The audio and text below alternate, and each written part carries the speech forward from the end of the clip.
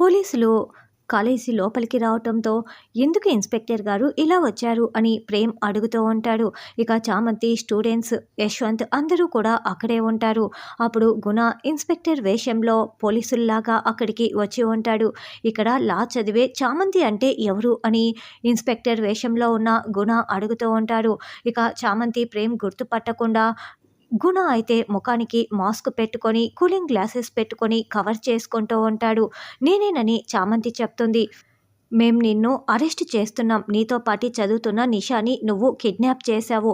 అందుకే నిన్ను అరెస్ట్ చేస్తున్నాం అని గుణ చెప్పటంతో, నేనా అలాంటిదేం చేయలేదని చామంతి చెప్తూ ఉంటుంది. ఏంటి, నిషా కిడ్నాప్ అయ్యిందా అని యశ్వంత్ చాలా షాకింగ్గా అడుగుతూ ఉంటే, ఇదిగో ఈ చామంతే తన వాళ్ళతో కలిపి కిడ్నాప్ చేసింది. అందుకే మేము చామంతిని అరెస్ట్ చేసి తీసుకువెళ్లాల్సిందే అని, రా చామంతి వస్తావా, రా రా అంటూ చేయి పట్టుకొని లాక్కు వెళ్తూ ఉంటారు.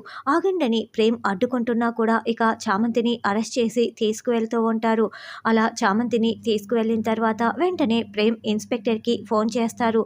లా చదివే చామంతిని మీ వాళ్ళు అరెస్ట్ చేశారు అని ప్రేమ్ ఫోన్లో అడుగుతూ ఉంటే, అసలు మా వాళ్ళు ఎవరూ కూడా కాలేజీకి రానే లేదు, ఎవరో ఫేక్ పోలీసులు వచ్చారు అని ఇన్స్పెక్టర్ కన్ఫర్మ్ చేసేస్తాడు.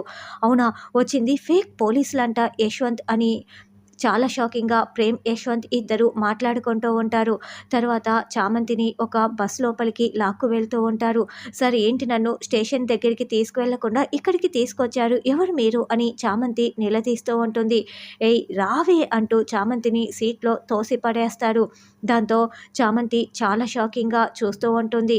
ఇక గుణ కాల్ని సీటు మీద చాలా స్టైల్గా పెట్టుకొని చామంతిని బెదిరిస్తూ ఉంటాడు.